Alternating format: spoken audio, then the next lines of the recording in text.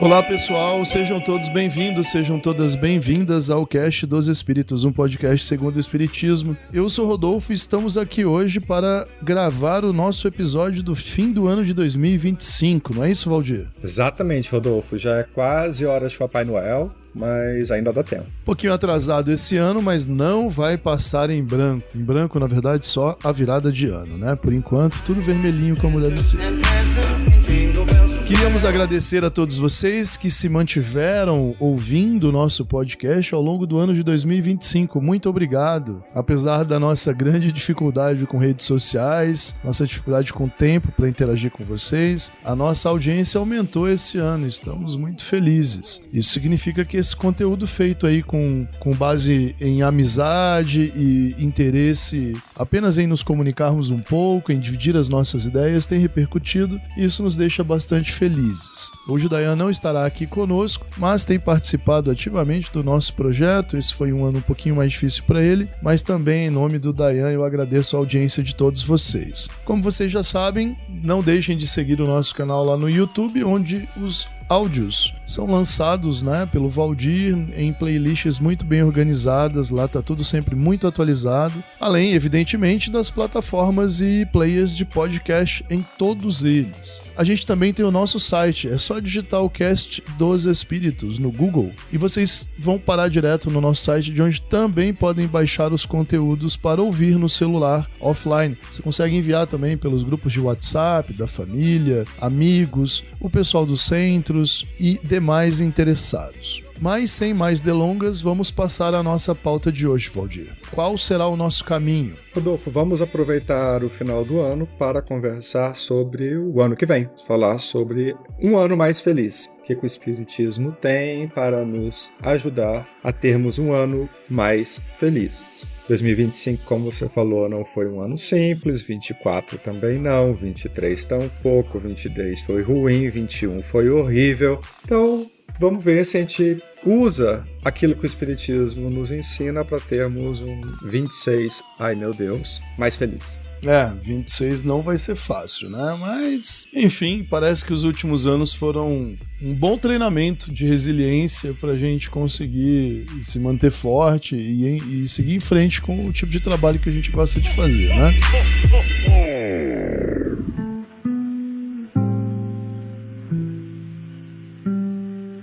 Mas vamos lá. Pela nossa pauta, o que você separou pra gente? Acho que nós vamos voltar a discutir, pelo que eu entendi, nós vamos voltar a discutir esse tema que sempre vai e volta nas pautas de todos os interessados em estudos sobre filosofia, religião e espiritualidade, né? Quais são os caminhos da felicidade, não é isso? Exato, Rodolfo. Além, obviamente, da salvação, que acaba sendo uma forma dos católicos, dos cristãos em geral, conduzirem a sua vida, boa parte das religiões no mundo, dos crentes, daqueles que possuem alguma fé, estão interessados em conhecer possíveis caminhos para a felicidade. No mínimo, uma forma de evitar o sofrimento, né? Então, eu imagino que a maior parte das religiões acabe se focando em algum destes caminhos possíveis. Como conseguir a felicidade ou como superar o sofrimento. Não sei se há muita diferença entre uma coisa e outra, entre conseguir obter, conquistar a felicidade, evitar, fugir, superar o sofrimento. Há indícios daqueles interessados pelo estudo da teologia que estes dois caminhos são muito parecidos. Mas, Rodolfo, vamos na nossa conversa de hoje para que a gente possa manter a prática e o hábito de termos conversas sólidas sobre assuntos simples. Vamos começar do começo. Professor Rodolfo, dá para reconhecer um conceito filosófico de felicidade? Uma ideia não religiosa de felicidade? É um tema muito antigo, né? Eu vejo as pessoas, a minha esposa, a Luciana, a gente de vez em quando tem pequenos debates domésticos, assim, e um dia desses ela tava ouvindo, sei lá, um vídeo no Instagram qualquer, e me mostrou, olha, eu gostei disso aqui, achei interessante essa mensagem. Aí eu disse assim pra ela, falei, olha, todo vídeo que usa a palavra propósito já é um problema pra mim. Assim, eu já fico com o pé atrás. Ela, como? É uma palavra tão bonita, todo mundo usa hoje em dia, uma mensagem tão importante, tá em toda parte, mas as pessoas não sabem o que significa e usam pra tudo. Ela, como assim? Deixa de ser chato, né? Esses caras, professor de filosofia é sempre um chato, ele não consegue aproveitar a mensagem, fica o tempo inteiro com essa coisa. O que quer dizer propósito, né? Eu falei, então, o problema do modo como as pessoas usam propósito é que quase sempre elas se referem a algo que é pré-determinado, né? É como se fosse uma espécie de genética, seja espiritual ou material da pessoa. É uma coisa que está nela e que ela tem que descobrir e existe uma espécie de match. Tipo, joguei basquete a vida inteira e depois de velho fui jogar vôlei, aí eu me descobri, né? Ou então eu fui médico ou professor a vida toda e aí quando mais velho, depois de aposentado, eu virei piloto de barco e descobri o que é o meu propósito, entendeu? É como se houvesse uma pré-determinação. Muito bem, por que eu tô usando a palavra propósito? Porque ela é uma palavra-chave para entender o que você me perguntou. É como a filosofia vê o problema da felicidade. Assim, é claro que nós temos reflexões muito antigas para todos os lados, mas acho que a ideia mais dominante no conhecimento geral que nós temos, especialmente no Ocidente, é a ideia do Aristóteles, né? Que tá lá, por exemplo, no livro A Política. Ele começa o livro falando de felicidade. Foi de lá que o Thomas Jefferson tirou a expressão: os homens são livres para perseguir a felicidade. A natureza lhes confere direitos para que eles possam perseguir a felicidade. Essa expressão é do Aristóteles. Esse The Pursuit of Happiness, né? A busca pela felicidade, é uma expressão que está lá na Política de Aristóteles. E a palavra que o Aristóteles usou era eudaimonia. E o que quer dizer eudaimonia? Então o Aristóteles diz lá no texto mais ou menos o seguinte: eles, olha, os seres humanos vivem para alcançar a eudaimonia, que nós traduziríamos por felicidade. E a melhor forma de alcançar a felicidade é viver numa polis, porque só a polis funciona como um meio ambiente natural para seres humanos, aquele dentro do qual você pode alcançar as suas realizações. Então, o que seriam essas realizações, né? Só dentro de uma certa estrutura, de um meio ambiente específico, você conseguiria fazer coisas, aprender coisas, viver de um certo modo adequado para alcançar a realização do seu propósito. É como se nós tivéssemos e ele precisaria ser executado na prática para que nós pudéssemos ser felizes. Então a felicidade é uma prática, para começar, né? Nesse sentido ela é uma prática, e ela é uma prática adequada às condições individuais de cada pessoa. É adequada, encaixada, sabe? Eu estou usando a palavra adequada aqui no sentido do encaixe mesmo, assim. Para cada pessoa um conjunto de práticas. Não é igual para todo mundo. Mas nós só conseguiríamos num meio ambiente propício. Assim como o peixe só pode nadar na água e as aves só podem voar no céu, nós só podemos agir ou ter uma vida adequada num meio ambiente específico, que seria então a cidade, a polis, né? Não nas florestas, não vivendo em bandos, ou não vivendo em outro tipo de comunidade. Muito bem, eu não quero me alongar nessa parte política, vamos ficar aqui na parte individual, que parece ser o grande ponto do nosso assunto hoje, né? A parte mais importante do nosso assunto hoje é essa, assim. Então, haveria uma felicidade alcançável que serviria como padrão para todo mundo? Essa é uma pergunta interessante. Mais uma vez, o Aristóteles foi bem claro, e era parte da mentalidade grega da antiguidade, né? Cada um de nós tem consigo um conjunto de capacidades, talentos, e é por isso que cada um de nós só vai ser feliz encontrando atividades onde você possa realizar os seus talentos. Mas para ele, isso significava, por exemplo, que você podia ser feliz sendo um soldado, um artesão, um político, um governante, um filósofo, um escravo. Quer dizer, escravo é um pouco de exagero, porque, evidentemente, os escravos não eram seres humanos dignos das maiores realizações, né? Mas a ideia da antiguidade grega era mais ou menos essa, assim. Existe um lugar ou um conjunto de práticas adequados para o que você é, e isso é ser feliz. Quando você encontra, é ser feliz. Então, se você é um artesão que se meteu na política e tá lutando na política de modo inveterado, perseguindo tresloucadamente objetivos individuais que você nunca alcança, é porque sua alma nunca terá o descanso na alegria de ser o artesão que você deveria ter sido. Então é como se o propósito fosse algo pré-definido. Entendeu? E trair o propósito é viver em sofrimento, em agonia. Essa ideia é muito comum. Ela tá por todo lado, sabe? Na linguagem platônica, aí a gente já pode usar a palavra alma, né? Eu não tô querendo usar a palavra alma para não fazer uma confusão, né? Já estamos aqui num podcast sobre espiritismo, mas nessa ideia antiga, alma aqui pode ser entendido mais como sua essência, né? Assim, o conjunto de características básicos que define você como você, e não um elemento transcendental, né? O espírito, por exemplo. De todo modo, para o Platão, na República, em outros textos, quem tem alma de camponês só vai ser feliz sendo camponês. Quem tem alma de militar só vai ser feliz sendo militar. E se o militar chegar na guerra e, sabe, tipo, ele for, eu sou muito bonzinho, não gosto de matar ninguém, não quero ser agressivo, ele nunca será feliz, e ele nem devia estar na guerra. E, assim, ele não tem alma de militar, então, porque os militares, eles atingem a plenitude da sua realização matando na guerra. Isso é bom. Isso é naturalmente bom, no sentido de ser naturalmente correto. Todas essas éticas são naturalistas, entendeu? Por isso, propósito, felicidade e natureza são palavras que estão sempre juntas. Sempre juntas. E aí, ao longo da história, elas voltam. Essas associações voltam, sabe? Então, o Rousseau, muitos séculos depois, né? Lá no contexto da Revolução Francesa, 1750, 60, 70, século XVIII da nossa era, portanto, pouco mais de 2000 anos depois de Aristóteles, ainda o Rousseau propõe que a felicidade está nesse encontro com a sua natureza. E que a sociedade civil, por exemplo, né? Sociedade política, ela corrompe as possibilidades de você ser feliz. Porque ela te coloca objetivos na vida que te fazem ir atrás de coisas de que você em tese não precisa. Ela corrompe seus instintos, seus desejos, porque a harmonia está na natureza. Então essa ideia volta sob outra roupagem, uma roupagem mais adequada, uma roupagem mais própria aos tempos do iluminismo, né? Que recupera essa coisa da natureza, né? Daí veio o romantismo e outras escolas. Então, isso mudou ao longo do tempo? Mudou, mas até aí não. Agora, nos últimos 100 anos, para finalizar, vamos discutir isso depois, mas nos últimos 100 anos aí eu diria que mudou muito. Na verdade, nos últimos 50 anos aí mudou radicalmente, eu acho. Por quê? Porque aí surgiram novas perspectivas que abandonam essa ideia de um propósito pré-definido como um caminho para a felicidade, né?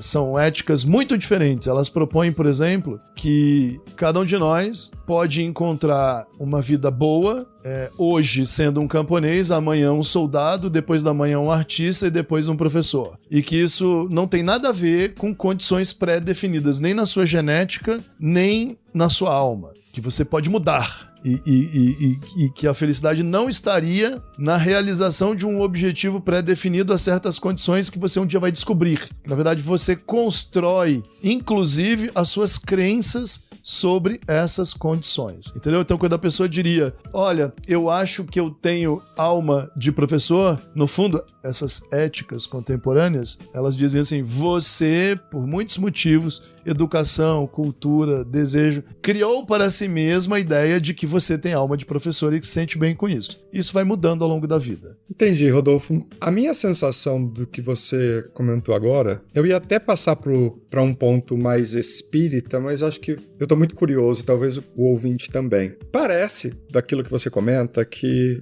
a antiguidade grega ou helênica investia um tempo imenso tentando entender o que era a felicidade e como ser feliz. A gente já falou aqui muitas vezes, inclusive no nosso último episódio, sobre como o cristianismo europeu se desenvolveu na direção do sofrimento, e a gente não vai retomar isso hoje. Nós já falamos sobre isso. Então, quando nós nos aproximamos do presente, né, das nossas últimas décadas, está dizendo que as ideias da antiguidade clássica foram superadas, ou abriu-se pelo menos um outro caminho para pensar a felicidade. Mas eu confesso que a minha sensação sobre os nossos tempos do século XX é que é um tempo que está mais preocupado em discutir a infelicidade e o sofrimento do que a felicidade e a alegria. Talvez eu esteja viciado pela quantidade de coisas que me são lançadas nas diversas timelines, Instagram, X, mesmo na minha internet normal. A minha sensação é que o homem contemporâneo, né, o humano contemporâneo, gasta a mesma energia que os antigos gastavam, só que nós falamos sobre infelicidade e sofrimento e os antigos falavam sobre a busca da felicidade e da alegria, enfim. Estou inserindo aqui a alegria como uma palavra complementar, talvez, né, mais uma hipótese de análise, mas eu estou muito distante da realidade quando eu penso que, para os antigos, a felicidade era um tema e, para nós, a infelicidade é um tema? Sua pergunta é bem complexa, mas eu acho que você está num bom caminho. Francamente, eu nunca tinha pensado nesses termos. Por quê? Por que eu não tinha pensado nesses termos? Mas eu acho que você pode ter razão. Por que eu não tinha pensado nesses termos? Porque quando a gente olha para a antiguidade, a infelicidade não é um tema. Por quê? Porque a dor e o sofrimento são facilmente explicáveis. Eles não eram explicados em termos de, por exemplo, falta de sucesso ou as pessoas erraram, fizeram más escolhas e não conseguiram atingir bons resultados na vida. Elas escolheram mal, usaram mal suas liberdades, elas abriram empresa de uma coisa, quebraram, abriram de outra, largaram uma carreira pública e foram para iniciativa privada, largaram a iniciativa privada, foram para a pública, casaram 3 vezes, porque na antiguidade isso não existia. Imagine assim, a antiguidade, a organização das cidades, dos impérios, né, das pequenas e grandes comunidades, como um tabuleiro de xadrez com posições bem definidas. Então assim, o nível de escolhas não era tão elevado quanto o nível de escolhas que existe hoje. Mesmo que você seja, por exemplo, um garoto pobre de 10 anos de idade, vivendo numa comunidade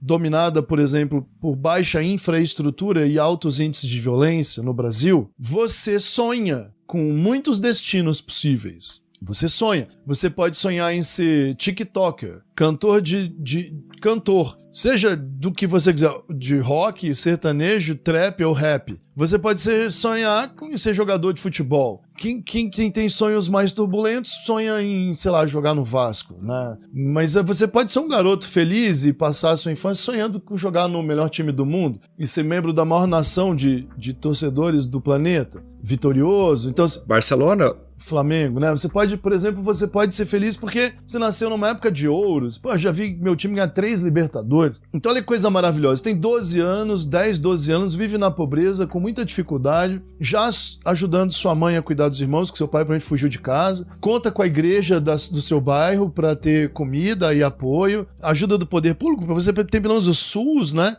Uma escola pública que com muita dificuldade, mas tem. Enfim, você pode alimentar mentalmente. Talvez você entre numa universidade pública, talvez tenha conseguido estudar, supere um monte de obstáculos, entre numa universidade pública e a partir dali consiga outros empregos e de repente, se você for muita luta, muito apoio social, porque acaba surgindo alguns programas que existem, talvez a sua própria comunidade te ajude, né? Talvez uma família mais diligente, uma família estendida mais diligente, faça um mestrado, entendeu? A pessoa vai galgando outros... Não, ela virou mesmo jogador de futebol. Não, virou um cantor ali na favela e, puta, tá indo bem, o moleque tá feliz. Mas aí ele perde tudo porque se mete com drogas, ou então vira jogador e vira um desses molecotes aí com uma cabeça meio perturbada, com uma formação ruim. O moleque, né, começa a jogar bola e começa a se meter em roubada. Não sei se fracassa. Talvez isso aconteça na sua vida muitas vezes, percebe? Quer dizer, essa balança, cara, isso não existia. Eu não tô querendo dizer com isso que hoje, pobres e pessoas que vivem com muita dificuldade social podem ascender. Eu tô falando da mentalidade, que leva à percepção do sofrimento. Esse garoto, na Roma Antiga, ele não teria mais do que 2 ou 3 opções na vida muito bem estabelecidas de partida desde o nascimento. Muito bem estabelecidas. Na melhor hipótese, ele viveria num tempo de guerras muito grandes e viraria militar. Na melhor hipótese. Ah, mas teve um escravo que virou filósofo. Calma, devagar, que a história desse escravo que virou filósofo não era de alguém que estava acorrentado sofrendo castigos corporais e trabalhando no campo todo dia. Essa não é a história do Epiteto, por exemplo. Assim, essas pessoas, a escravidão existia, não existe escravidão maior ou menor, mas existiam níveis diferentes de liberdade até para ter acesso ao conhecimento, né? Então a história comum, a história da massa, é uma história de pré-determinações históricas, mesmo assim, sociais, assim. Cara, as sociedades eram hierarquicamente muito definidas, eram sociedades rígidas, de posições rígidas, e furar esses degraus, que a gente hoje chama de bolhas, era praticamente impossível, socialmente falando. Não é como hoje, pelo menos você pode sonhar. Ninguém sonhava. E eu acho que daí o sonho leva ao fracasso. Então, a grande diferença que a gente tem hoje é você projeta modelos de felicidade. Você acorda projetando um e dorme projetando o outro. Talvez o sofrimento seja mais decorrente do modo como você projeta as suas expectativas sobre a realidade do que dependente do modo de como você efetivamente vive. Por quê? A média de vida aumentou, o acesso à água aumentou, o acesso à comida aumentou. Coisas que para o cidadão da Roma Antiga eram assim, não havia certeza de nada. Por que você acha que distribuíam comida na rua? Comida mesmo, assim, de jogar comida na rua, de jogar balde de trigo na rua, entendeu? Os caras passavam com carroça, toma, tá aqui o pão e o trigo, era jogar comida mesmo para as pessoas, porque não tinha. As pessoas não tinha moeda corrente, programa social, nem a pessoa não podia ficar criando bicho, plantar as coisas, nem na Idade Média podia, nem aqui no Brasil há 200 anos podia. As terras pertenciam aos nobres, todas. Então, assim, provavelmente você tá certo, a melhor chance de você tá certo talvez seja essa. Talvez porque a própria definição de felicidade, sendo ela muito mais rígida, muito menos dinâmica na antiguidade, tornava a busca por essa realização algo mais visível, palpável, mais eficiente. Por isso, quando você lê nos livros históricos, né, eles estão sempre dizendo assim, nós estamos aqui para te ensinar uma prática que te dará uma vida boa. E qual é essa prática? Essa prática é fazer isso, mais isso, mais isso. Hoje você senta com as pessoas e diz isso pra elas, mas eu mudei de ideia ontem, eu quero ser outra coisa amanhã. Eu tô vendo vídeos aqui, esses vídeos estão me mostrando uma felicidade que eu também quero alcançar. E isso tornou o sofrimento uma patologia social mais premente. E aí vem as religiões e pioram tudo, você sabe, a gente falou disso no último episódio, porque as religiões só falam de sofrimento, que quando elas dizem que vão falar de uma vida boa, essa vida boa só pode ser alcançada com coisas que significam dor, sofrimento, privação, castigos, não raro castigos e etc. Cara, eu gosto de como o Espiritismo aborda a questão felicidade, sabe? Ele me parece muito pé no chão, muito coerente com o seu princípio mais essencial, eu acho, que é o de que nós somos seres imortais, não materiais, que vivem múltiplas existências físicas e que temos liberdade para construir a nossa própria existência dentro dos limites da nossa capacidade de decisão. Acho que o Espiritismo é tão pé no chão sobre isso e eu fico tão satisfeito em ler as observações dos espíritos sobre a felicidade. Primeiro que na pergunta 920, por exemplo, eles dizem, olha, a Terra é sim um lugar para sofrer. Tem sofrimento e não é possível que a Terra seja um lugar de alegria permanente, pelo menos por hora. E isso não é possível não porque a Terra é um lugar especial no universo, circunscrito, onde nós vamos prender as pessoas que nós gostaríamos que sofressem. Mas ela é um lugar de sofrimento porque os espíritos que encarnam ou que sobrevivem na Terra, são espíritos imperfeitos e que não compreendem as suas imperfeições ainda. Não é uma predestinação de um certo local do universo onde nós iremos colocar seres para sofrer. É uma contingência, é uma circunstância. Como nós somos espíritos que ainda temos dificuldades com o convívio, com a compreensão dos sentimentos, com o conhecimento acerca das melhores formas de nos comportarmos, a Terra tem sofrimento. Assim, é óbvio que quando os espíritos passam a falar sobre o que é felicidade, eles estão numa situação muito ingrata. E eu acho que é muito difícil dar uma resposta que não seja ingrata a uma pergunta como essa. Porque provavelmente nem o próprio espírito que respondeu a 967 sabe exatamente o que é a felicidade plena. Ele dá ali uma resposta que é certamente superior à média do pensamento encarnado na Terra. E é uma resposta prudente na minha percepção. Ele diz, olha, o espírito que vive na felicidade plena, ele conhece todas as coisas. Tá, não há angústia daquilo do desconhecido, não há o medo daquilo que eu não compreendo, não há o receio do futuro. Ele conhece todas as coisas. Ele não está submetido aos comportamentos típicos da base de todos os atos que nos geram infelicidade. Eles não sentem ódio, eles não sentem ciúme, eles não sentem inveja, eles não são ambiciosos. São espíritos em que as paixões, os sentimentos que parecem para nós estar na raiz de todos os nossos problemas, eles não mais vivem este tipo de experiência, não mais se submetem a esse tipo de... Não está neles esta energia, digamos assim, talvez para ser mais contemporâneo, né? Quando os espíritos ainda vão explorar, e aqui para mim é a parte mais importante dessas reflexões, né? Para a maior parte, se não quase que a totalidade dos cristãos, a felicidade é um prêmio posterior à vida para aqueles que viveram bem. Uma vez que o seu corpo morra e que você seja salvo, resgatado, ressurrecto, que você vá para o paraíso ou qualquer coisa que o valha, você vai viver uma felicidade plena. E acho que nesse ponto a resposta dos espíritos é muito prudente e, de novo, coerente com a ideia essencial de que nós somos espíritos em condição transitória. Então, cientes de que o que importa para nós, que quem está estudando o espiritismo nestes livros espíritas são seres encarnados. Então, o que me importa é o comportamento imediato ou as condições imediatas de uma felicidade encarnada, de uma felicidade na vida material. E os espíritos chegam lá na resposta, né?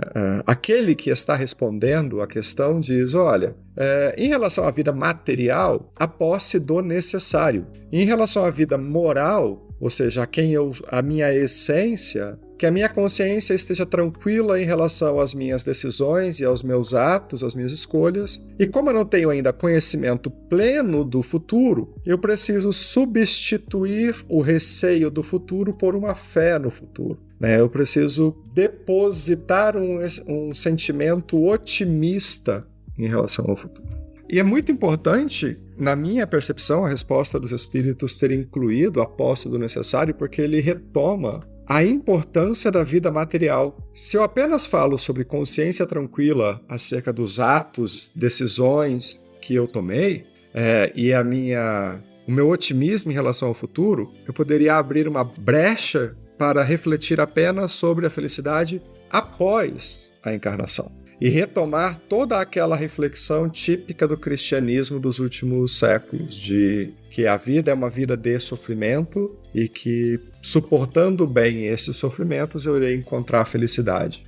Os espíritos nos lembram de que há uma ideia muito importante de que o necessário precisa estar ao nosso alcance. Os espíritos, nós já conversamos sobre isso, inclusive em alguns episódios, sobre o que é o necessário, e esse o necessário, evidentemente, não é uma questão absoluta. Felizmente, como a vida material também evolui, o nosso necessário evolui. Então, aquilo que é a nossa alimentação necessária, o nosso vestir necessário, a nossa educação, a nossa habitação, as condições de liberdade para viver plenamente a sua vida afetiva, a posse do necessário material e moral, ele é também relativo ao momento em que a Terra se encontra. Porque, inclusive, no começo da reflexão dos espíritos sobre felicidade, eles estão lá na 920 falando: a Terra é um lugar de sofrimento porque os homens ainda são incompletos, imperfeitos, ignorantes, acho que é a melhor palavra. Os humanos são muito ignorantes, os humanos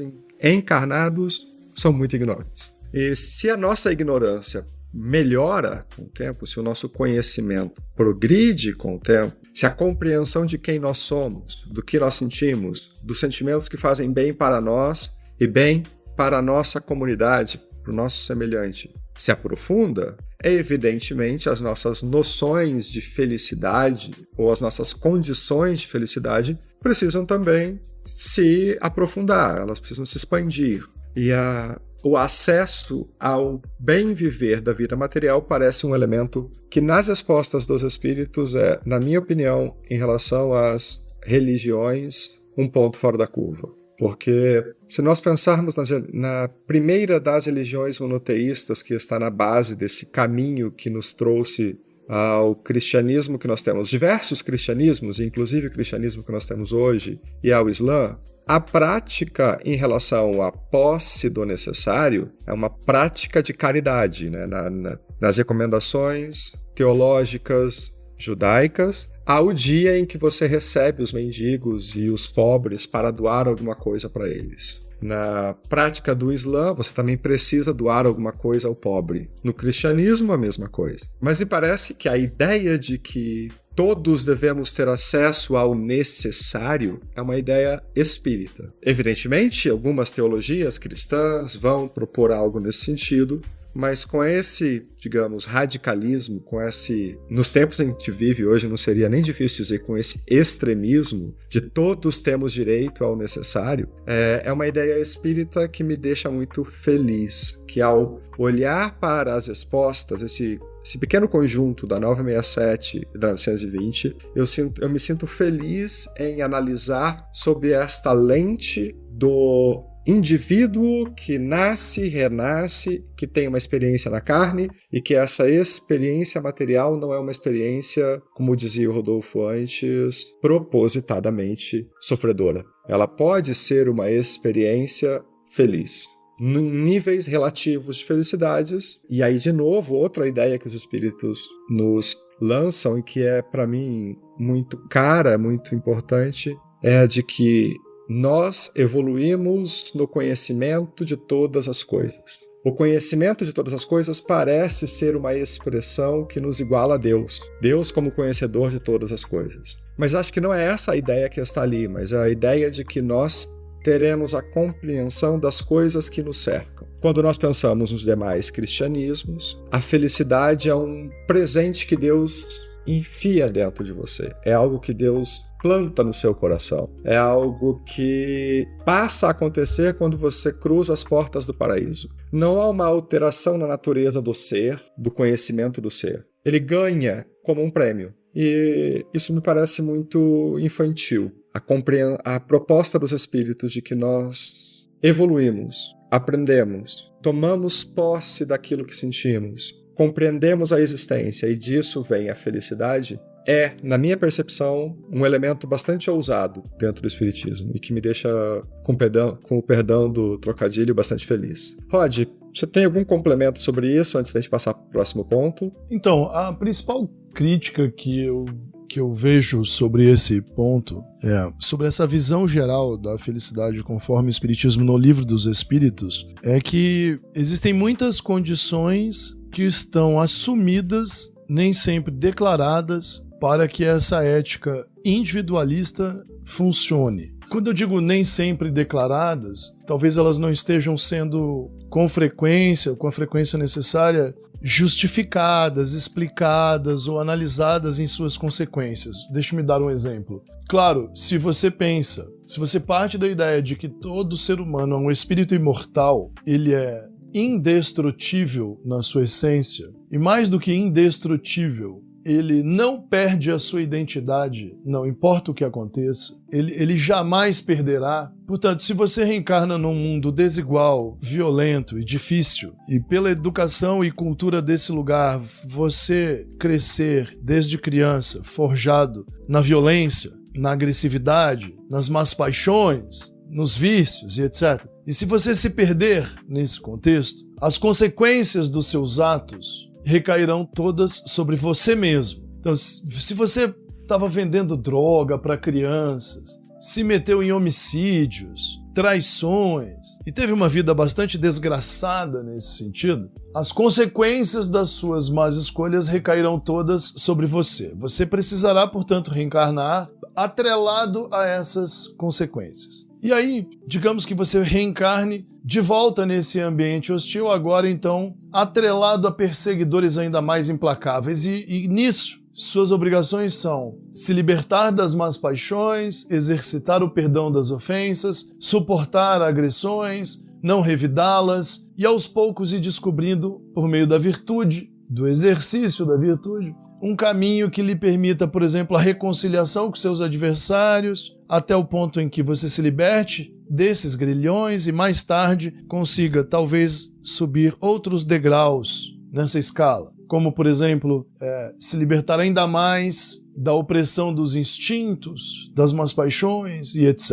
Beleza? Para que tudo isso funcione, a gente tem que estar muito preso à ideia mais fundamental de todas aí. Se você voltasse na Grécia Antiga e contasse a história que eu acabei de contar, eles diriam, você está contando a história de um deus. Isso é a história de um deus, não é a história de um ser humano, né? Porque o tempo não importa para esse ser. Milênios podem se passar sem que a sua essência seja alterada, para o bem e para o mal, mas ela nunca será destruída. Sua identidade nunca será completamente perdida. Então eu posso matar ou ser morto, agredir ou ser agredido, numa escala temporal não faz a menor diferença. Claro, a única diferença visível é o fato de que enquanto você está nessa roda viva de ações e reações violentas, você estará sofrendo mais dor. À medida que se liberta dela, menos dor. Ok? Colocados nesses termos, a coisa parece funcionar bem. Os detalhes, ou uma observação mais atenta do meio do caminho, é que incomoda mais os leitores contemporâneos, ou aqueles que apenas passaram a tomar contato com essa ideia recentemente. Por exemplo, o meio ou o contexto condiciona demais as taxas de sucesso, né? Demais.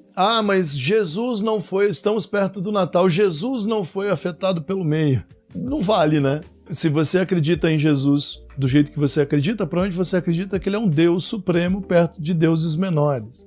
Mas São Francisco de Assis e não sei quem também conseguiu. Não, você não pode usar a exceção para analisar uma regra. Nós sabemos muito bem que se você reencarna num lugar organizado com baixos índices de violência e mais chances, onde as taxas de sucesso social do indivíduo são maiores, evidentemente a chance de uma reencarnação mais bem-sucedida também por vários motivos. É nessa hora que esse todo, ele patina um pouco. Por quê? Porque acima desse todo, existe um todo ainda muito maior, existem camadas maiores, né? Espíritos ainda mais superiores, governando esses experimentos sociais e submetendo espíritos em menos condições a apostas ousadas. Quantas vezes nós discutimos isso? Olha, né, lendo a literatura espírita, né? Gente, pelo amor de Deus, lá, como é que essa menina reencarnou dentro desse mesmo grupo para sofrer isso tudo de novo? Que chance ela tinha de não fazer as mesmas coisas? Como é que esse cara voltou ali naquele mesmo cenário e logo depois? Não era óbvio?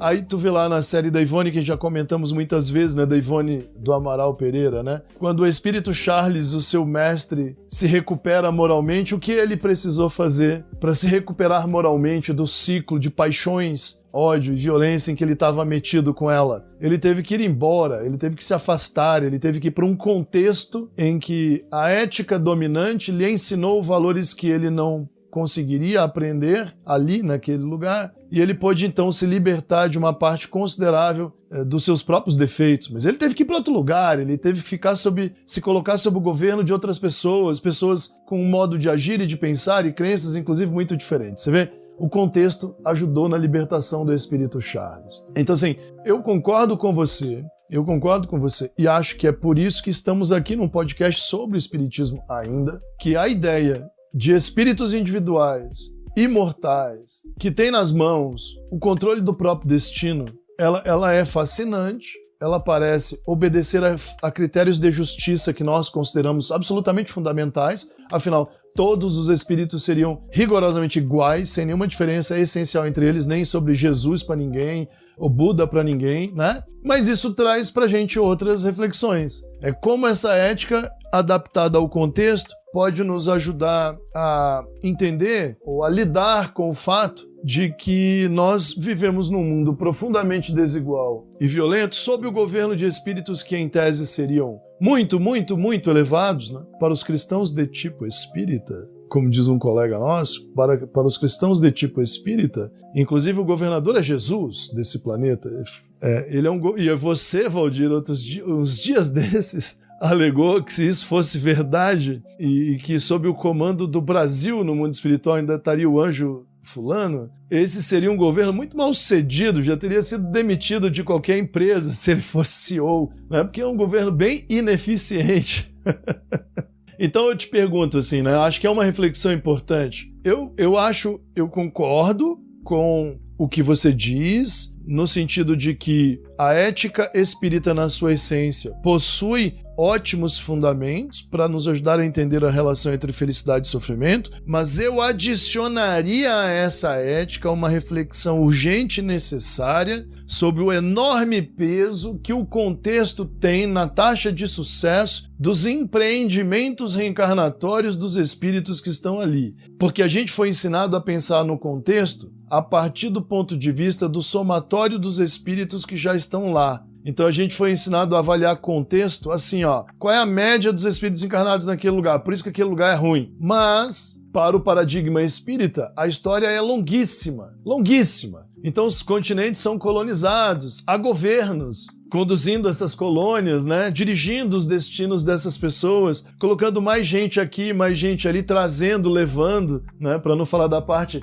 ficção científica dessa história, que hoje parece ficção científica, naves cheias de espíritos deslocados daqui para lá para reencarnarem juntos num ambiente onde os seres humanos ainda são como animais, né? Então, assim, isoladamente, o paradigma individualista do espiritismo, isoladamente, ele possui virtudes interessantíssimas. A igualdade fundamental entre os espíritos, a possibilidade da liberdade, excelente. Mas não existe reencarnação fora de contexto. Não existe reencarnação assituada. Enquanto a vida do espírito seria atemporal, por ser imortal, a vida do ser humano é sempre histórica, contextual. E como tudo o que os seres humanos fazem em vida repercute na vida espiritual, tudo o que os seres humanos fazem na vida material repercute, inclusive dirigindo os próximos passos da própria vida espiritual do ser. Ora, a relação entre tempo e história é mal construída na ética espírita. Ela é mal construída e o peso, meu ponto final,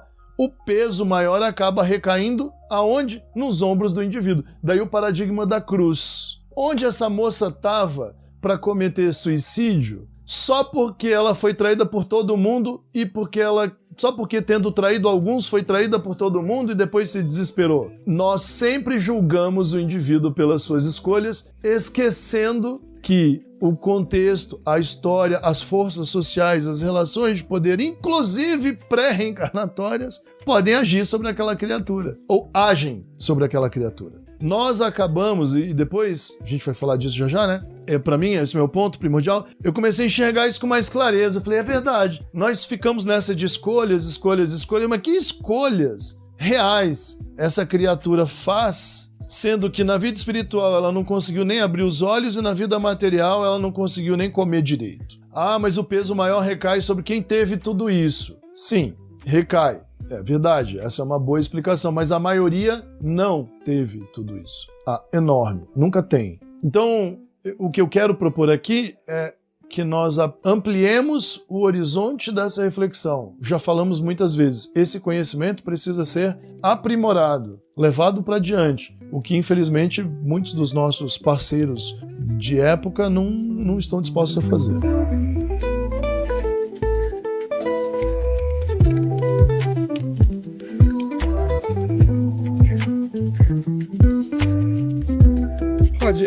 Eu entendo o seu inconformismo com a resposta, mas eu ainda acho que, na minha leitura disso, os espíritos têm razão. Para mim, o que você lê corretamente na sua crítica é: qual é o processo pelo qual eu deixo de ser infeliz para me tornar feliz? Então, a importância da comunidade, se o lugar que eu nasci é violento, se as condições de escolha moral da comunidade onde eu estou favorecem ou não, quais são as regras legais às quais eu estou submetido. Para mim, isso tudo faz parte do processo. Mas o que os espíritos estão dando é um diagnóstico. Então, para mim, o diagnóstico deles é amplo o suficiente para identificar o que é uma característica da felicidade e não qual o processo pelo qual eu estou atingindo a felicidade. Então, os espíritos dão características como a ausência de certos sentimentos.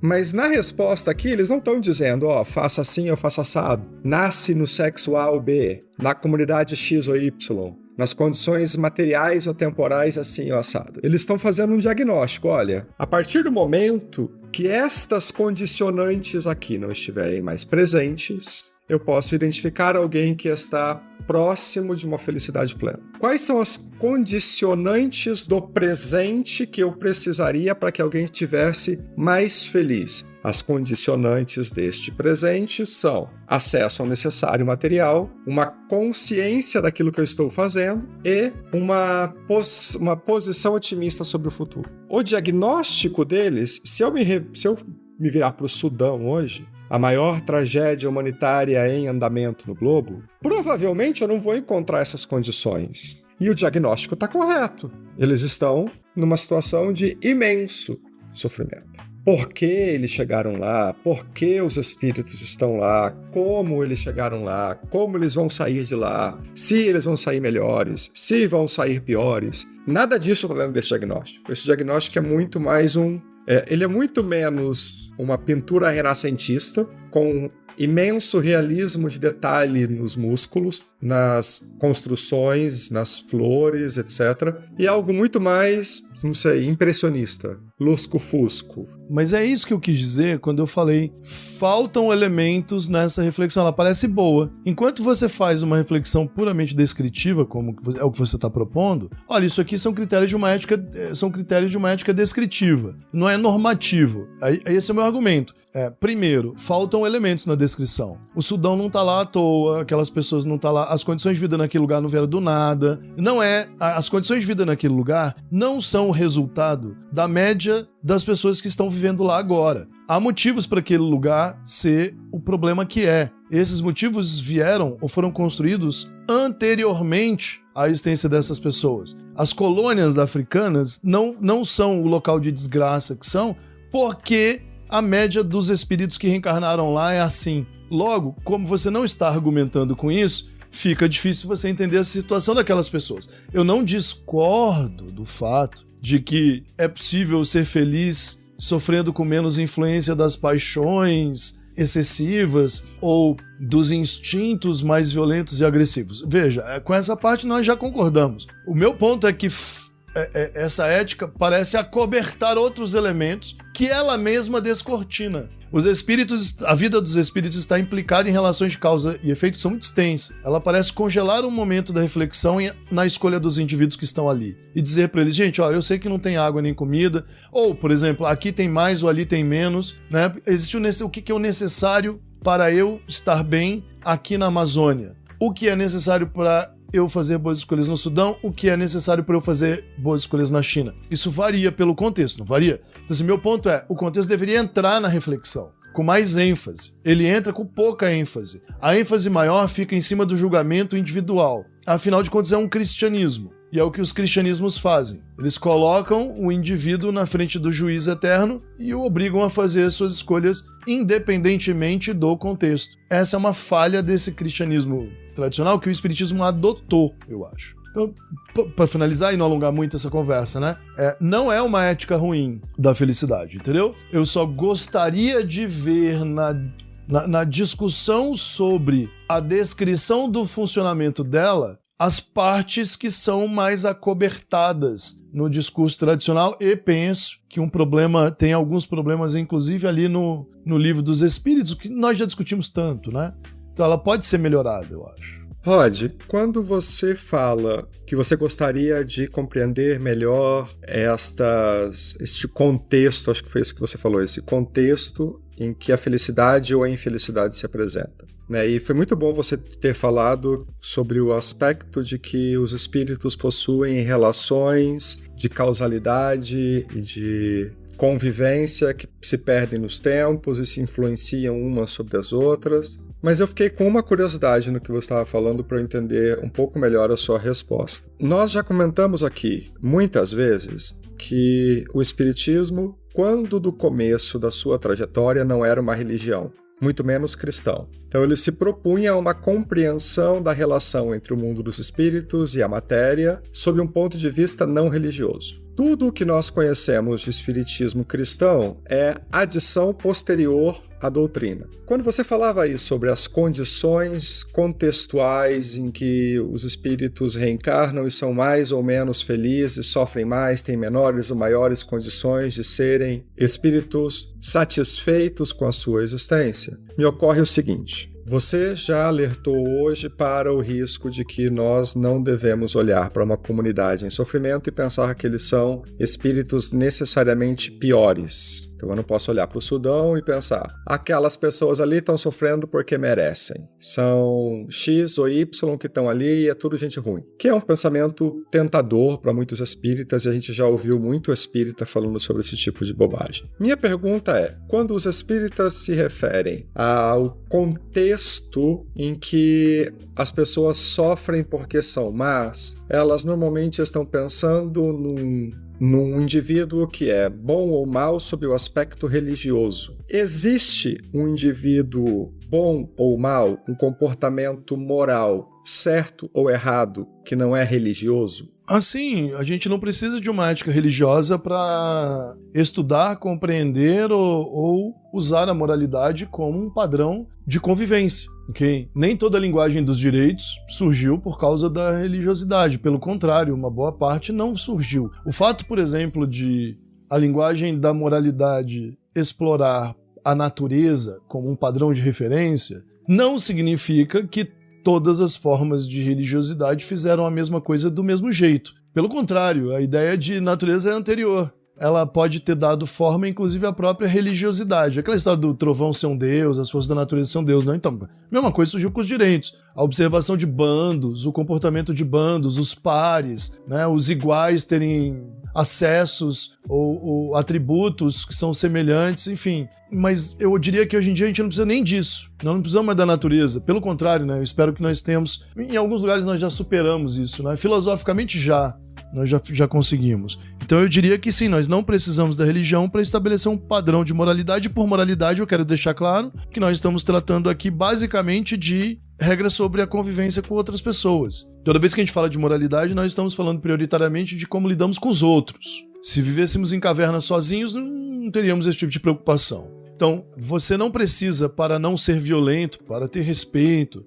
para entender que as pessoas são diferentes e que usar o espaço que elas podem usar para expressar quem elas são e não precisa de um imperativo religioso, não precisa de um Deus dando comandos, ou da expectativa de uma felicidade futura num lugar que não é na matéria, sobre o qual não podemos ter evidências, mas a respeito do qual devemos concordar, porque seres sobrenaturais que ninguém conhece, com quem ninguém pode falar, disseram que é certo. Eu até diria hoje que a moralidade baseada na religiosidade é algo que nós temos que superar. Por muito tempo eu dei aulas, né? Nós demos aulas nos centros dizendo isso. Não, a religião nos ajudou a ter uma moralidade mais elaborada. Por exemplo, violência contra crianças. A violência contra crianças diminuiu por causa da religião. Olha, você não pode violentar, abusar sexualmente de crianças. O respeito à sexualidade da criança, até porque, no caso do cristianismo, a virgindade das meninas era muito valiosa. Tem a virgindade de Maria, a virgindade das meninas pode ser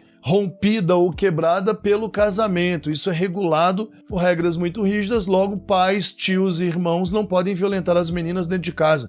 Olha aí, a valorização, né, da sexualidade infantil das mulheres ganhou muito com o cristianismo. Hoje a gente sabe que isso não é muito verdadeiro. Pelo contrário, nos tempos em que nós vivemos o maior escândalo sexual contemporâneo, talvez de todo o planeta, foi um escândalo de natureza religiosa cristã. Então, assim, uma coisa de países civilizados, desenvolvidos, né? E etc.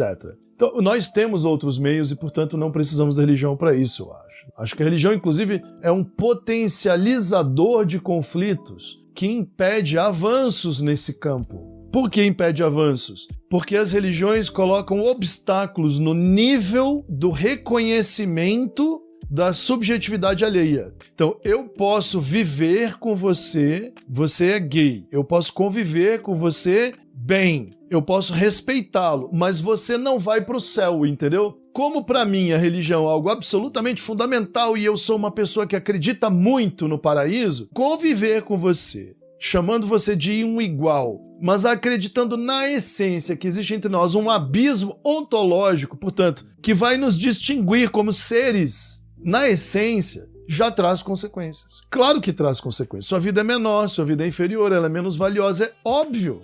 Aliás, é isso que quer dizer acreditar que os meus vão escapar enquanto os seus não vão. Entendeu? Basicamente significa que eu acredito nisso porque eu quero me dar bem, porque eu tenho a expectativa de um futuro melhor para mim e para os meus. Então você não terá esse acesso. E isso tem impacto, produz impactos, evidentemente, no mundo em que nós vivemos. Esse é um ponto primordial. Então, assim, precisamos de uma ética normativa com fundamentos religiosos? Não precisamos. Não é necessário. Na verdade, nós passamos do tempo, a gente está vivendo um retrocesso. Qual o retrocesso? Nós achávamos que o secularismo no Ocidente, né, a separação entre igreja e Estado, para ficar só nisso, para não alongar isso aqui, o que é o secularismo, essa separação entre assuntos públicos e crenças privadas tivesse se consolidado. E hoje nós estamos vendo religiosos americanos derrubando a exigência de vacinas para crianças com motivos não científicos. E a maioria da população religiosa, a enorme maioria E eles não estão tomando decisões para os adultos, eles estão tomando decisões para as crianças. Então assim, olha que coisa. Aí eu te pergunto, esses religiosos estão fazendo bem às crianças? Porque eles foram vacinados, eles não vão contrair poliomielite, hepatite ou sarampo, mas as crianças vão. São religiosos governando o destino de crianças, porque vivemos um tempo de retrocesso em que uma ética pública vem sendo patologicamente colonizada por interesses de grupos privados de natureza religiosa. Apesar disso, Rod, apesar da delicadeza dessa questão relativa à interferência religiosa na existência civil, raramente eu sou otimista. Mas acho que, sob o aspecto da humanidade nesse instante, eu acho que nós temos bons indícios de como pode ser melhor a vida. Nós tentamos, durante boa parte da nossa existência humana, o caminho de uma religiosidade como norte da vida comunitária. Então, nossos últimos quase 2000 anos foram conduzidos pelos rituais diários, semanais e anuais da religião. Creio que boa parte do resto da humanidade não cristã continua também, em grande parte, vivendo até hoje dentro de ciclos religiosos, em que a vida é conduzida pelas festividades religiosas, pelas cerimônias, pelos marcos. A religião é parte do humano que nós conhecemos de alguns milhares de anos. Mas essa evolução que você comentou há pouco na sua resposta, essa evolução secular que separou a religiosidade da vida civil, talvez ela seja um passo muito maior do que eu esperava antes de estudar para esse episódio, para o estabelecimento daquelas premissas que os espíritos haviam elaborado sobre o que é, na opinião deles, o diagnóstico de uma felicidade possível. Ouvinte, eu vou deixar 2 links para vocês depois. Um do Relatório Mundial da Felicidade. Acredite, existe um relatório mundial da felicidade. Não é um relatório produzido por nenhum religioso, por nenhuma instituição religiosa, enfim. E ele é surpreendentemente positivo sobre o seu diagnóstico do que eles descobriram no ano 2025 sobre a felicidade. No trecho, que para mim é o mais importante do que eu li do relatório, que é o que eu tenho para anunciar como boa notícia, evangelho de final de ano, é que o Relatório Mundial da Felicidade descobriu que uma das fontes essenciais da felicidade é o cuidado. E o cuidado daquele cuidado mais pueril que a gente conhece, do cuidado do pai com o filho, do filho com o pai, do amigo com o outro, dos cônjuges. Que o cuidado funciona como uma fonte de felicidade para quem recebe e para quem cuida, para o cuidador e para o cuidado. Talvez este seja um conhecimento ancestral que já esteja intuitivamente distribuído por toda a humanidade, porque, em grande parte, nós precisamos recordar que a humanidade que o ser humano é um animal coletivo. Nós nunca conseguimos evoluir de forma não coletiva, então, desde as nossas espécies mais antigas, desde os humanos mais antigos, nós éramos comunitários, nós vivíamos em grupos. E, certamente, o cuidado de um com o outro está na base desse elemento do grupo. Então, o cuidado como uma fonte de felicidade, provavelmente deve ter raízes biológicas. Deve ter aí uma certa tempestade de dopaminas e serotoninas que a gente recebe também ao ser cuidado e ao cuidar. Mas é importante que nós nos recordemos de algo tão primário da existência humana quando falamos de felicidade. E certamente o ouvinte pode estar pensando, poxa vida, mas eu vou ter que gastar do meu tempo, do meu esforço, da minha energia, da minha paciência, da minha atenção para cuidar de outra pessoa. E onde é que fica a excitação? Onde é que fica a gargalhada, o prazer intenso, aquela alegria que o Instagram nos vende? E aí vem a segunda notícia. Pelo 8º ano seguido, ouça, ouvinte, pelo 8º ano seguido, a Finlândia é o país mais feliz do mundo. E ao pensar no país mais feliz do mundo, provavelmente nos vem à mente que todo mundo lá é rico, todo mundo lá é saudável, magro, bonito, tá sempre rindo, tá nos bares, no restaurante, tá na rua, tá tomando sol, tá na praia, tá, pra quem gosta, jogando futebol. E a lição analítica que a Finlândia nos oferece é a de um país que, para os olhos de um brasileiro, é tremendamente chato. As pessoas não estão na rua o dia inteiro, elas não estão em comunidades, ou melhor, em grupos, fazendo algazarra, cantando. Graças a Deus não estão lá reunidas no bar assistindo um final de futebol e perturbando a vida dos vizinhos. Elas não estão preocupadas com uma aparência de gozo intenso e constante. A felicidade que coloca a Finlândia no topo dos países por 8 anos é uma felicidade morna. É uma felicidade de quem sabe que não vai ter que morar na rua, que pode perder o emprego e não vai ser despejado, não vai perder a conta de luz, não vai ter a luz cortada, não vai ter a água cortada, não vai ter o gás cortado, que os filhos não vão ser expulsos da escola, que ela vai ter acesso ao médico e aos remédios, que ela vai poder se locomover dentro da cidade em segurança, que ela tem dinheiro para, vez ou outra, ir ao cinema, ou ir ao teatro, ou ir a uma galeria, ou pegar um barco e cruzar para o outro lado da Europa. É uma vida em que o sujeito sabe que se ele fizer uma enorme bobagem e for preso, quando ele sair da prisão ele vai conseguir emprego, ele vai ter onde morar, ele vai ter o que comer. Que se por acaso ele se tornar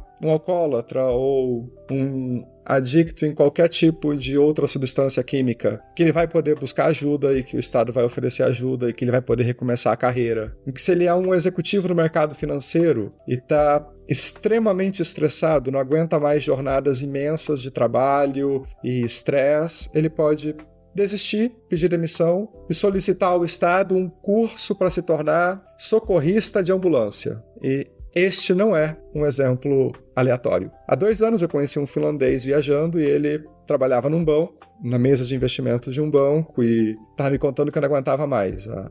O estresse, a pressão, as metas. Pediu demissão e fez um curso para se tornar paramédico. Hoje ele trabalha nas ambulâncias em Helsinki, socorrendo gente que caiu na rua, que adoeceu em casa, enfim, que teve algum problema que precisa de um socorro de emergência. A Finlândia nos oferece, talvez, um pequeno modelo daquilo que os espíritos estavam anunciando 200 anos atrás. A posse do necessário. Uma ética de vida bastante séria, digamos assim. Não vão intervir na sua casa por causa da sua sexualidade, por causa da forma como você se veste, por causa das suas condições econômicas. Tem uma preocupação com o seu ambiente de entorno, não querem destruir o que sobrou de natureza deles. Tem uma preocupação com causas eticamente corretas, ou seja, buscam de alguma forma aí a sua consciência tranquila. E não sei se dá para ser muito otimista em relação ao futuro, quando nós olhamos no entorno, mas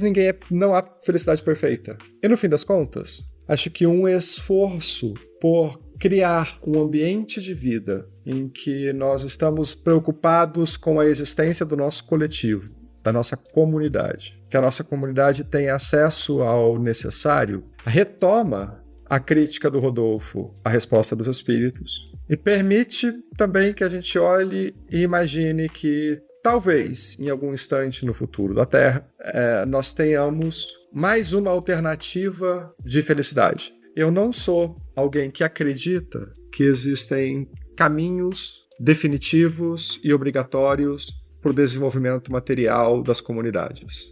Eu não acho que exista uma forma única de felicidade para as comunidades mais diversas do planeta. Mas eu acho que essa abordagem que o Relatório Mundial sobre a Felicidade e que os finlandeses propõem, a abordagem do cuidado e da preocupação com o outro, da vida em comunidade, com acesso ao materialmente necessário, é um experimento que pode ser muito bem sucedido em qualquer parte do planeta. Rodolfo, qual a sua crítica? Minha crítica não, assim, meu comentário a esse estudo e as suas conclusões, que me parecem muito boas, eu já tinha lido esse relatório, até eu me lembro que a primeira vez que eu li esse relatório do Instituto Gallup, né, foi para fazer um estudo na Federação Espírita, inclusive. Eu fui comparando lá a medida dos padrões de felicidade em locais diferentes do planeta, né, o que as pessoas consideravam algo necessário para a felicidade. E à época o meu estudo era sobre se mais dinheiro trazia mais felicidade. E isso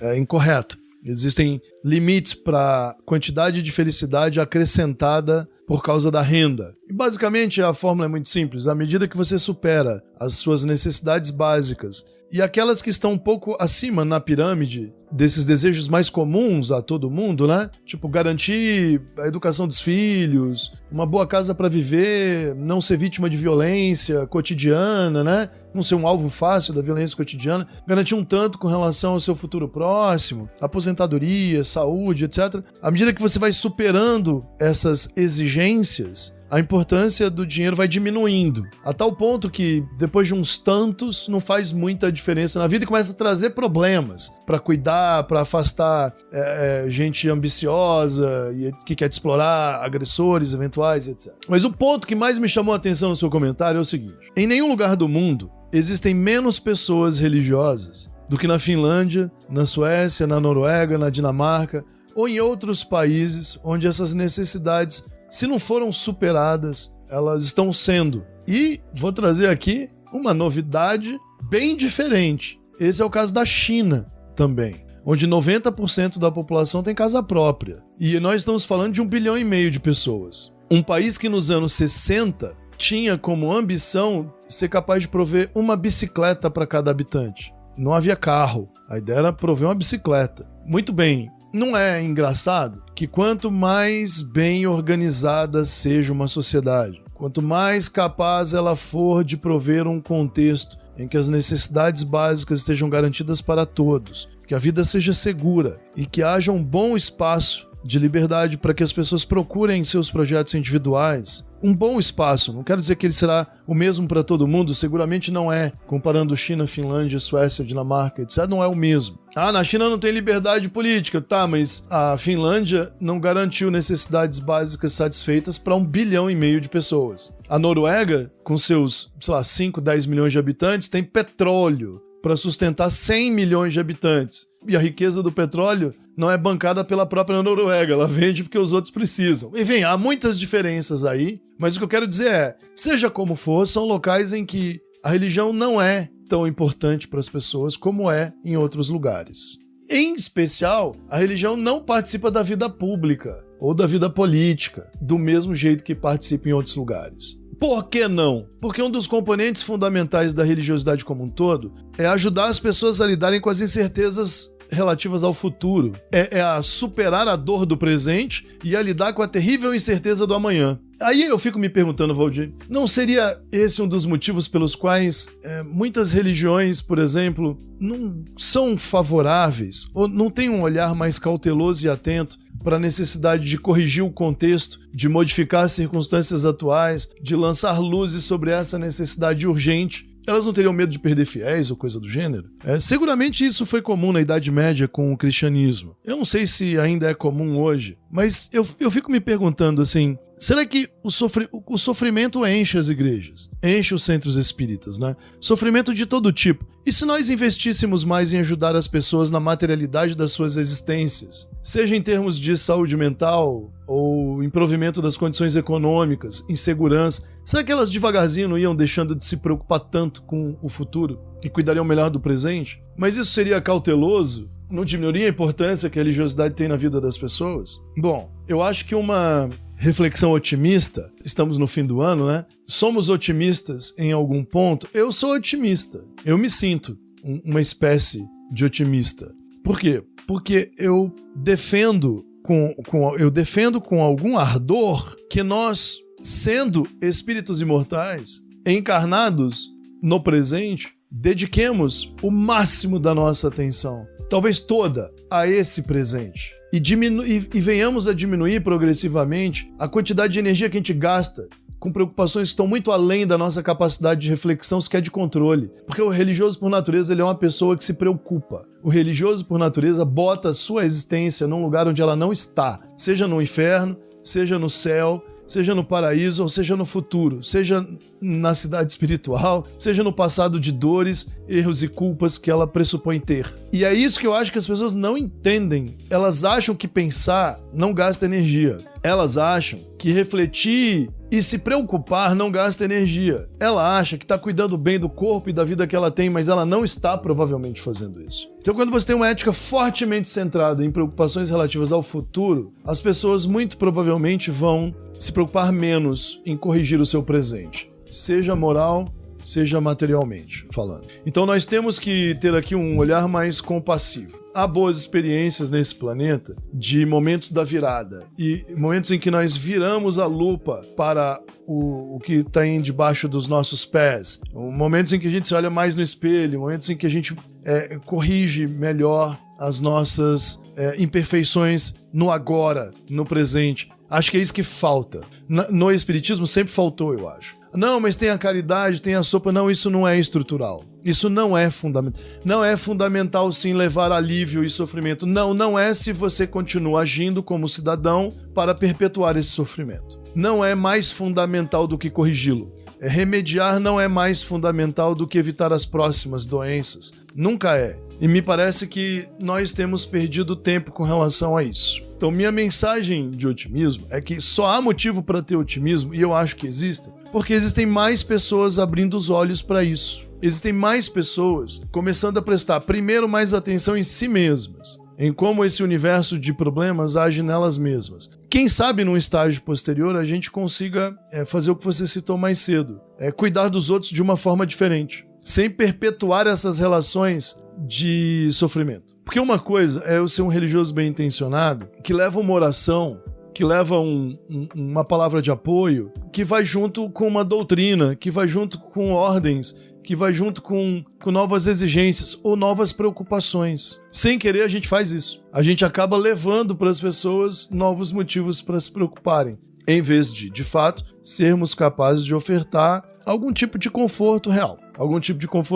E esse conforto real está à nossa disposição. Eu acho que ele está à nossa disposição. Eu diria que hoje um dos maiores problemas para nós atingirmos esse nível é preocupações excessivas com relação ao nosso futuro, né? Mas, Rodolfo, isso não é um elemento fundamental da ética espírita? A fé no futuro?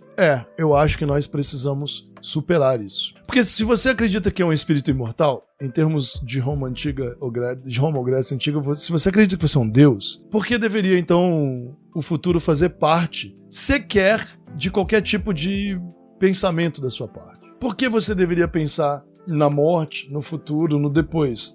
Você não precisaria. Tudo de que você precisa é de cuidar bem do seu próprio presente. Afinal, é ele que irá construir o seu futuro. Essas sociedades bem ordenadas que você citou me parecem estar fazendo bem esse papel. Eles cuidam bem dos seus no presente, corrigem seus erros mais estruturais e permitem às pessoas a ter uma vida boa sem que elas estejam com medo do que vem pela frente.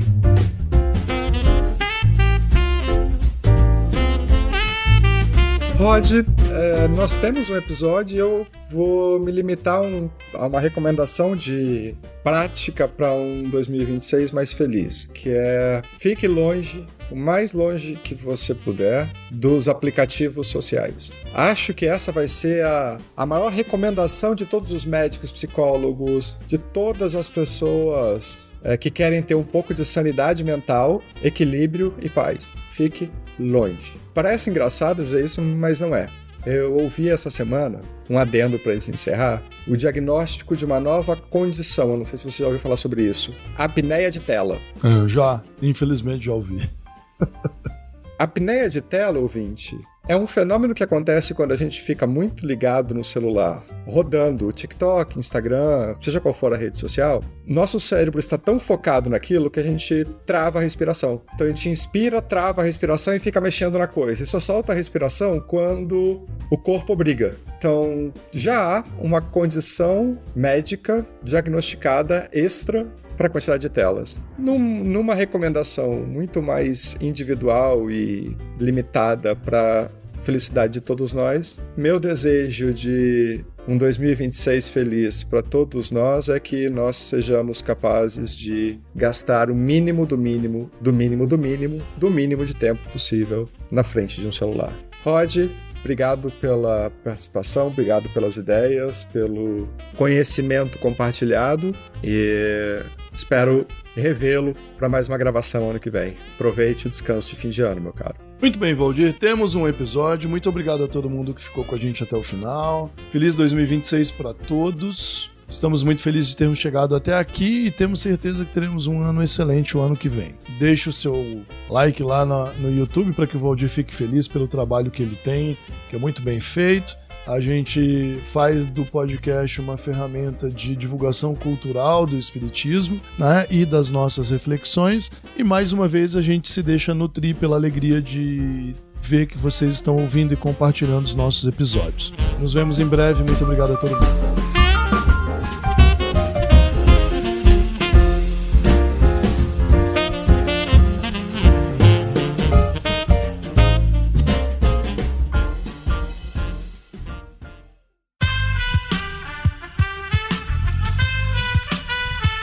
Esse podcast foi editado por Aerolitos Edição Inteligente.